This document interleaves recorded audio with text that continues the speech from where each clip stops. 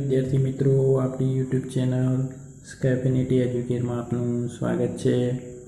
મિત્રો, આજે આપણે જે ગઈકાલે તારીખ 14/9/2024 જે એકમ કસોટી લેવાઈ એની જે પ્રશ્ન બેંક હતી એમાં ધોરણ 7માં વિજ્ઞાન વિષયમાં પ્રશ્ન બેંકનું સંપૂર્ણ સોલ્યુશન જોવાના છીએ। તો વિડીયો અંત સુધી જોશો, આપના મિત્રોને શેર કરશો, લાઈક કરશો અને ચેનલ પર નવા હો તો ચેનલને સબસ્ક્રાઈબ કરવાનું ચૂકશો નહીં, જેથી કરીને આવનારા તમામ આવા વિડીયોની માહિતી તમારા સુધી સરળતાથી પહોંચતી રહે। તો શરૂ કરીએ વિદ્યાર્થી મિત્રો આજનો વિડીયો। તમારો જે પ્રથમ પ્રશ્ન હતો એમાં પ્રશ્ન 1, આપેલ લક્ષણોના આધારે જે તે પદાર્થ અથવા સજીવોને ઓળખો। કુલ 18 આપેલા છે, એમાંથી કોઈ પણ 6 લખવાના હતા, બરાબર મિત્રો। તો અહીંયા તમારે પહેલું, પ્રકાશ સંશ્લેષણની ક્રિયા માટે હું પર્ણમાં રહેલ અગત્યનું દ્રવ્ય છું, તો કયું? હરિત દ્રવ્ય એનો જવાબ આવશે મિત્રો। હવે બીજો હતો, હું બીજી વનસ્પતિ દ્વારા બનાવેલ ખોરાક પર નભું છું, તો શું કહેવાશે એને? પરોપજીવી। હું આહાર તરીકે કીટકોનો ઉપયોગ કરું છું, કળશ પર્ણ। વનસ્પતિના પર્ણનો લીલો રંગ મને આભારી છે, શું આવશે? હરિત દ્રવ્ય।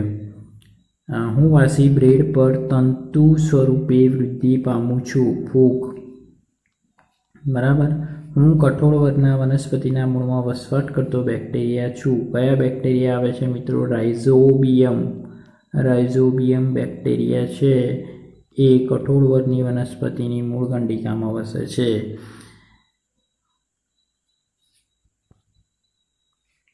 બરાબર। હું ખોરાકને ચાવવા માટે ઉપયોગમાં આવતા દાંત છું, અગ્રદાઢ, બરાબર। ત્યાર પછી આગળનો મિત્રો હતો, પાચન તંત્રમાં મારી લંબાઈ 1.5 મીટર છે, તો એ મોટું આંતરડું, બરાબર। ત્યાર પછી અમીબા ખોરાક ગ્રહણ કરવા માટે મારો ઉપયોગ કરે છે, ખોટા પગનો ઉપયોગ કરે છે, બરાબર। ખોટા પગો અથવા પ્રવર્ધો પણ કહેવાય છે એને। મારી અંદર રહેલા બેક્ટેરિયા ઘાસ ખાતા પ્રાણીઓમાં સેલ્યુલોઝના પાચનમાં મદદ કરે છે, અમાશય, ઘાસ ખાતા પ્રાણીઓમાં। પછી મારો ઉપયોગ માનવ શરીરનું તાપમાન માપવા માટે થાય છે, થર્મોમીટર મિત્રો, પણ કેવું? ક્લિનિકલ। અહીંયા જવાબ શું આવશે? ક્લિનિકલ થર્મોમીટર, બરાબર। ત્યાર પછી હું દિવસ દરમિયાન જમીનથી સમુદ્ર તરફ વહેતી લહેર તરીકે ઓળખાય છું, કઈ? દરિયાઈ લહેર, બરાબર। 13માનો જવાબ આવશે મિત્રો તમારો દરિયાઈ લહેર। ભૂરા લિટમસ પત્રને લાલ બનાવું છું, ભૂરું લાલ બને, કયું? એસિડ। પ્રયોગશાળામાં વપરાતા પ્રાકૃતિક લિટમસ પત્ર બનાવવા મારો ઉપયોગ થાય છે, શું આવશે? લાઇકેન, બરાબર। હું દહીંમાં રહેલો એસિડ છું, લેક્ટિક એસિડ। હું એસિડિક કે બેઝિક પદાર્થ નથી, તો કેવો? તટસ્થ અથવા ક્ષાર પણ લખી શકો તમે, બરાબર, તટસ્થ પદાર્થ। પછી મિત્રો બીજો પ્રશ્ન જે હતો એમાં તમારે સૂચનાના આધારે વર્ગીકરણ કરવાનું હતું, જેની અંદર તમને સજીવમાં પોષણના આધારે પહેલું વર્ગીકરણ કોઈ પણ એક, બરાબર। તો કીટાહારી આમાંથી કયું આવશે? તો કળશ પર્ણ એક કીટાહારી છે, બરાબર। સ્વયંપોષી કોણ? લીમડાનું ઝાડ। મૃતોપજીવી મશરૂમ, બરાબર। સહજીવન તો લાઇકેન, અને પરોપજીવી તો અમરવેલે પરોપજીવન, બરાબર। ત્યાર પછી બીજું એ રીતે વર્ગીકરણ હતું, સ્વાદુ રસનો સ્ત્રાવ સ્વાદુપિંડમાંથી થાય, લાળ રસનો સ્ત્રાવ લાળ ગ્રંથિ આવશે, બરાબર। એસિડનો સ્ત્રાવ શામાં થાય? જઠર। પાચન પૂર્ણ થાય, નાના આંતરડામાં પાચનની ક્રિયા પૂર્ણ થાય, બરાબર। અને પિત્તરસનો સ્ત્રાવ શામાં થાય મિત્રો? યકૃત। યકૃત એનો જવાબ આવશે। ત્યાર પછી ત્રીજો જે હતું એમાં જોઈએ તો તમારે એસિડ બેઝ અને ક્ષારમાં આપેલા પદાર્થોનું વર્ગીકરણ કરવાનું હતું, તો અહીંયા તમે મિત્રો જુઓ તો એસિડમાં શું આવશે? નારંગીનો રસ, બરાબર। અને દહીંમાં લેક્ટિક એસિડ હોય છે, હમણાં આગળ પણ આવી ગયું, બરાબર। તો એ એસિડમાં આવશે। પછી બેઝમાં શું આવશે? સાબુ, ચૂનાનું પાણી અને બાકી વધ્યું એ મીઠું એ શામાં આવશે મિત્રો? ક્ષારમાં. બરાબર, મીઠું. પ્રશ્ન નંબર 3, વૈજ્ઞાનિક કારણો આપો. બરાબર, તો એમાં જોઈએ, ઘાસ ખાનારા પ્રાણીઓમાં અમાશય હોય છે.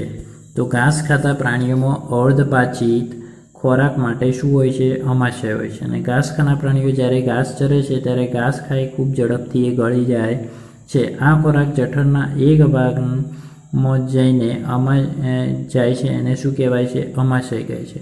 તેમાં જાય છે. તે અર્ધપાચિત હોય છે, જેને વાગોળ કહે છે. જ્યારે પ્રાણી આરામથી બેઠું હોય ત્યારે એ જે મોકલેલો જે ખોરાક છે પાછો તે વાગોળી અને નાના નાના ગોળકો સ્વરૂપે મોંમાં એ પાછો આવે છે. પ્રાણી તેને બરાબર ચાવે છે અને એના પછી પાચન કરે છે. એટલે ઘાસ ખાનારા પ્રાણીઓમાં શું આવેલું હોય છે? અમાશય. બીજો ક્વેશ્ચન હતો મિત્રો, દરિયાકાંઠે રહેતા લોકોના મકાનની બારીઓની દિશા દરિયા કિનારા તરફ રાખવામાં આવે છે. શું કારણ?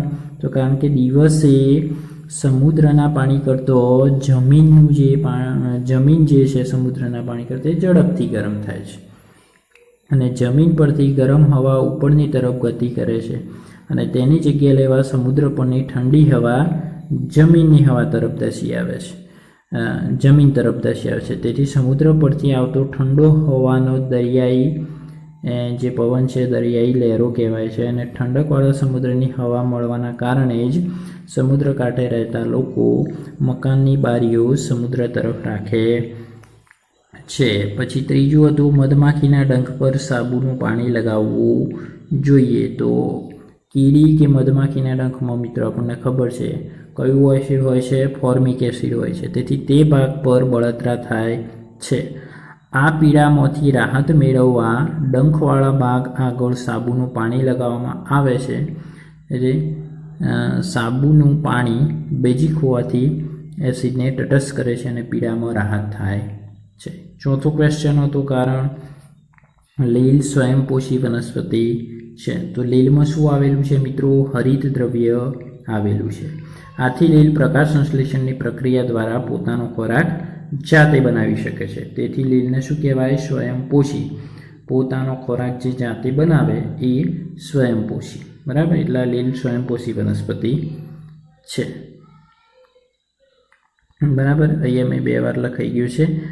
5મો પ્રશ્ન છે, કઠોળ વર્ગની વનસ્પતિ ઉગાડવા માટે નાઇટ્રોજનયુક્ત ખાતરનો ઉપયોગ ઓછો કરવો પડે છે.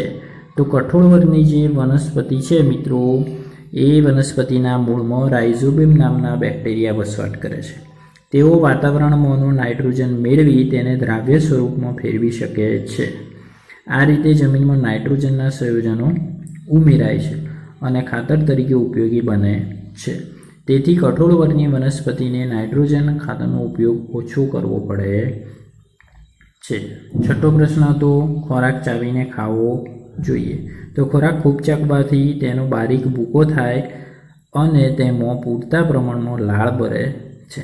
તેથી ખોરાક છે એ નરમ અને કેવો લીસો બને છે. હવે જે લાળમાં રહેલો ટાયલિન નામનો ઉત્સેચક છે મિત્રો, એ ઉત્સેચક ખોરાકમાંના સ્ટાર્ચનું શર્કરા એટલે કે શર્કરામાં રૂપાંતર કરે છે. વળી ખૂબ ચાવેલો ખોરાક જઠર અને નાના આંતરડામાં જલ્દીથી પચી પણ જાય છે. આમ ખોરાકનું પાચન સરળતાથી થાય તે માટે ખોરાકને ખૂબ ચાવીને ખાવો જોઈએ.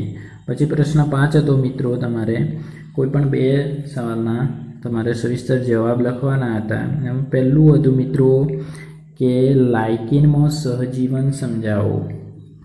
બરાબર, તો લાઇકેન એ લીલ અને ફૂગનો સહજીવી સંબંધ છે. એમાં ફૂગ વસવાટ, પાણી અને ખનિજ તત્વો લીલને આપે છે. ફૂગ દ્વારા શું લીલને મળે છે? વસવાટ, પાણી અને ખનિજ તત્વો લીલને આપે છે. અને એના બદલામાં જે લીલ છે એ પ્રકાશ સંશ્લેષણની ક્રિયા કરે છે અને પ્રકાશ સંશ્લેષણ દ્વારા બનેલ ખોરાક છે એ ફૂગને આપે છે. આમ બંને એકબીજા સાથે સહભાગિતા દ્વારા સહજીવન એકબીજા સાથે ગુજારે છે. એટલે તેમનામાં સહજીવન એકમેકને બંનેને લાભ થાય છે। બીજો ક્વેશ્ચન છે નાના આંતરડામાં ખોરાકનું પાચન સમજાવો। તો નાના આંતરડામાં ખોરાકના પાચનની ક્રિયા પૂર્ણ થાય છે પછી તેનું શોષણ થવું જરૂરી છે। આ માટે નાના આંતરડાની દિવાલમાં અસંખ્ય આંગળી જેવા નાના પ્રવર્તો આવેલા હોય છે જેને રસાંકુરો અથવા તો શોષણ કેન્દ્રો કહે છે। આ જે રસાંકુરો હોય છે મિત્રો એ પાચિત ખોરાકની શોષણ માટેની સપાટીમાં વધારો કરે છે। આ દરેક રસાંકુર પાસે તેની નજીક પાતળી અને નાની રુધિર કેશિકાઓનું જાળું જોવા મળે છે। પાચિત ખોરાકના પોષક દ્રવ્યોનું રસાંકુરોની સપાટી દ્વારા શોષણ થાય છે અને આ જે શોષાયેલ પોષક દ્રવ્યો છે એ રુધિર વાહિનીઓ દ્વારા શરીરના વિવિધ અંગો સુધી પહોંચે છે। આ રીતે સમગ્ર નાના આંતરડામાં ખોરાકના પાચનની ક્રિયા થાય છે। ત્રીજો છે થર્મોમીટરની મદદથી તાપમાનનું માપન કરવા માટે કઈ કઈ બાબતોની કાળજી કરવી જોઈએ। તો ક્લિનિકલ જે થર્મોમીટર છે એનો ઉપયોગ કરતી વખતે મુખ્ય નીચેની બાબતોને ધ્યાનમાં રાખવી જોઈએ। પહેલું તો થર્મોમીટરને જંતુનાશક પ્રવાહી વડે બરાબર સાફ કરવું જોઈએ। બીજું, થર્મોમીટરના મર્ક્યુરીવાળા ભાગના વિરુદ્ધ છેડા પરથી પકડીને હળવેથી થોડાક ઝાટકા મારવા જેથી થર્મોમીટરની સાંકડી નળીમાં રહેલું મર્ક્યુરી 35°C આંખથી નીચે ઉતરી જાય। બરાબર, એટલે એનું તાપમાન સ્થિર સ્ટેબલ 35 થી 42 વચ્ચે માપવાનું છે, એટલે 35 થી નીચે આવી જાય એ રીતે આપણે મર્ક્યુરીના ભાગના વિરુદ્ધના છેડા પરથી એને થોડા ઝાટકા મારી અને નીચે જાય ત્યાં સુધી જોવાનું છે। ત્રીજું, થર્મોમીટરને તેના મર્ક્યુરીવાળા ભાગ આગળથી પકડવું નહીં, વિરુદ્ધ ભાગથી પકડવાનું। ચોથું, થર્મોમીટરનો મર્ક્યુરીવાળો ભાગ જે પદાર્થનું તાપમાન માપવાનું છે તેની સાથે સંસર્ગમાં રહેવો જોઈએ, એના સંપર્કમાં રહેવો જોઈએ। પાંચમું છે થર્મોમીટર પદાર્થના સંસર્ગમાં હોય ત્યારે જ પદાર્થના તાપમાનનું વાંચન કરવું જોઈએ। છઠ્ઠું છે થર્મોમીટરમાં તાપમાન દર્શાવતો આંક જોનારની આંખ સામે સીધી રેખામાં રહે તેમ રાખીને એનું વાંચન કરવું જોઈએ। પછી ચોથો ક્વેશ્ચન હતો કે પહેલી એસિડિટીથી પીડાઈ રહી છે તો તેને છાશ પીવાની સલાહ આપી શકશો કે નહીં, સમજાવો। તો મિત્રો તમને ખબર છે કે છાશમાં શું ખાટી છે છાશ, અને એ કેવું એસિડિક લક્ષણ ધરાવે છે, એસિડિકતા ધરાવે છે। એટલે એસિડિટી એ શું છે, જઠરમાં વધુ પડતો હાઇડ્રોક્લોરિક એસિડ HCl બનવાના કારણે થાય છે, માટે તેને છાશ પીવાની સલાહ આપી શકાય નહીં, કેમ કે ઓલરેડી એના પેટમાં હાઇડ્રોક્લોરિક એસિડ બનેલો છે અને પાછું જો છાશ પીવે તો છાશ પણ કેવું નેચર ધરાવે છે, એસિડિક। તો છાશ પીવાથી એસિડિટીની તકલીફમાં વધારો થશે અને રાહત મળશે નહીં, એટલે પહેલીને છાશ પીવાની સલાહ આપી શકાય નહીં। તેને શું સલાહ આપવી જોઈએ, તો એને કોઈ બેઝિક પદાર્થ ખોરાકમાં લેવાની સલાહ આપવી જોઈએ। પાંચમો ક્વેશ્ચન હતો મિત્રો ઉષ્માવહન સમજાવો। તો ઘન પદાર્થો ઉષ્માવહનથી ગરમ થાય છે। ઉષ્માવહનમાં ગરમ થયેલા અણુઓ સ્થાનાંતર પામ્યા સિવાય સંપર્કમાં રહેલા અણુઓને ગરમી આપે છે। છઠ્ઠો ક્વેશ્ચન હતો ઉષ્માનયન અને ઉષ્મા વિકિરણ વચ્ચેનો તફાવત સ્પષ્ટ કરો। તો પહેલો જે મુદ્દો છે એ ઉષ્માનયનનો છે મિત્રો, અને બીજો મુદ્દો છે ઉષ્મા વિકિરણનો છે। તો ઉષ્માનયનમાં શું થાય, ગરમ થયેલ અણુઓ હલકા બની સ્થાનાંતર પામે છે અને તેનું સ્થાન ઠંડા અણુઓ લે છે। આમ અણુઓના સ્થાનાંતરથી ગરમી પ્રસરે છે। જ્યારે ઉષ્મા વિકિરણમાં શું થાય, તો ગરમ પદાર્થમાંથી ગરમી માધ્યમને ગરમ કર્યા સિવાય સીધી જ દૂર રહેલ ઠંડા પદાર્થને મળે છે। બીજો મુદ્દો ઉષ્માનયનમાં જે તપેલીમાં પાણી ગરમ થાય છે તે રીતને ઉષ્માનયન કહે છે। જ્યારે ઉષ્મા વિકિરણનું ઉદાહરણ જોઈએ તો સૂર્યની ગરમી, જે આપણને સીધી સૂર્યની ગરમી તડકો મળે છે તે ઉષ્મા વિકિરણની રીત છે। બરાબર, ત્રીજો મુદ્દો જોઈએ તો મિત્રો ઉષ્માનયનમાં પ્રવાહી અને વાયુઓ પદાર્થો ઉષ્માનયનની રીતથી ગરમ થાય છે, જ્યારે ઉષ્મા વિકિરણમાં જોઈએ તો એના માટે કોઈ માધ્યમની કોઈ જરૂર રહેતી નથી, માધ્યમની જરૂર નથી।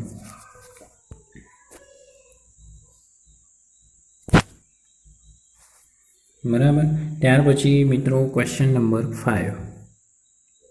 ક્વેશ્ચન નંબર 5માં જે તમારો હતો એ મિત્રો શું હતો, પ્રકાશ સંશ્લેષણની ક્રિયા। તો આ તમારે આ રીતે એનો નામ નિર્દેશિત આકૃતિ દોરવાની છે।